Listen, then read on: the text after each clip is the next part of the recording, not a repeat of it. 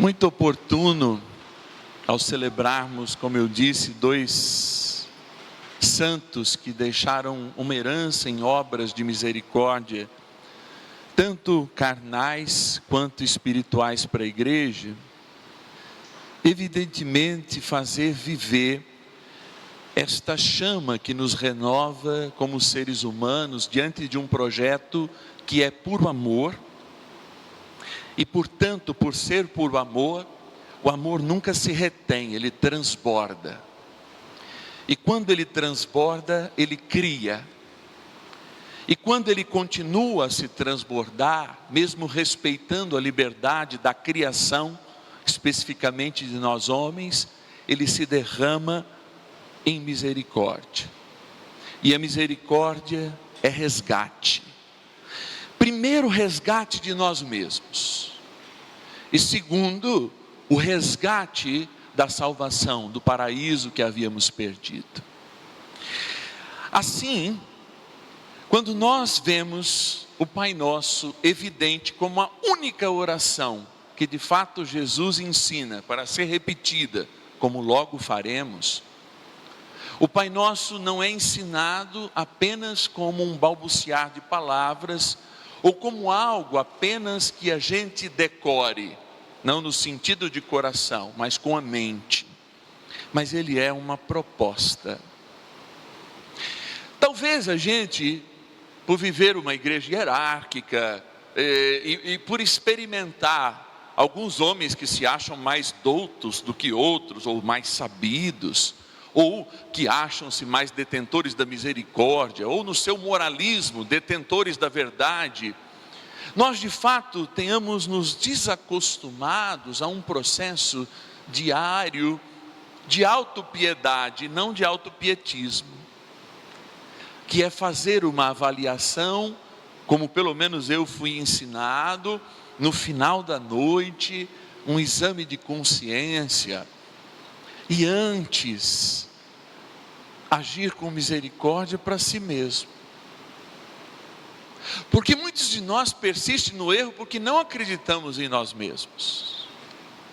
O primeiro ato então para agir com misericórdia é crer que é possível mudar.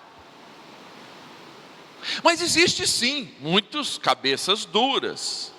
Existem muitos que têm aquela síndrome que eu insisto que existe, que a gente esquece, a síndrome da Gabriela. Eu nasci assim, eu cresci assim, e você sempre assim. Quem diz isso não é de Deus, porque não acredita no infinito. E se eu creio que Deus, lá da catequese mais antiga, é um Espírito infinito, eterno, onipresente, onisciente, e eu diria, misericordioso em essência, como nos apresentou Jesus, eu acredito que um Espírito que seja infinito sempre mostra alguma coisa que ainda a gente não viu. Mas será que Deus precisa mostrar extraterrestre? Será que Ele precisa fazer a gente ir à lua? Será que Ele precisa fazer com que a gente saiba os segredos das menores moléculas ou da maior grandeza, o abismo mais profundo do mar? Ou Deus de fato quer se revelar tendo a cada um de nós como espelhos do seu amor? E é por isso que também o amor, ele está associado à renúncia. E aqui eu até continuo um pouco que eu refleti na segunda-feira, quando falava da diferença do amor e da validação emocional. O amor não é todo o tempo validação emocional, porque o amor é derrame. O amor é derramar-se, como Jesus fez na cruz.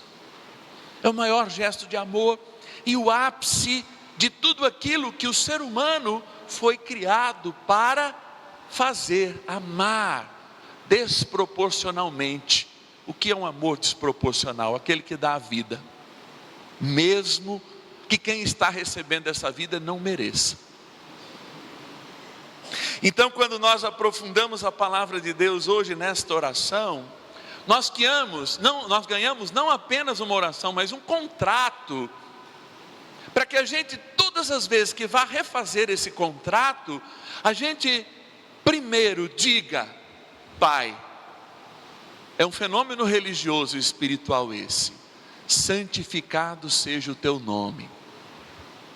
E aí eu pergunto: como eu santifico o nome de Deus? Sendo um filho de Deus que se aproxima do seu Criador, estou próximo de Deus. É a minha vontade, a sua vontade. São Paulo expressa isso numa frase tão linda, a ponto de dizer: já não sou eu que vive, eu me confundo com aquilo que ele derrama, eu me confundo, porque ele é um apóstolo, como ele disse, da misericórdia, da misericórdia aos gentios,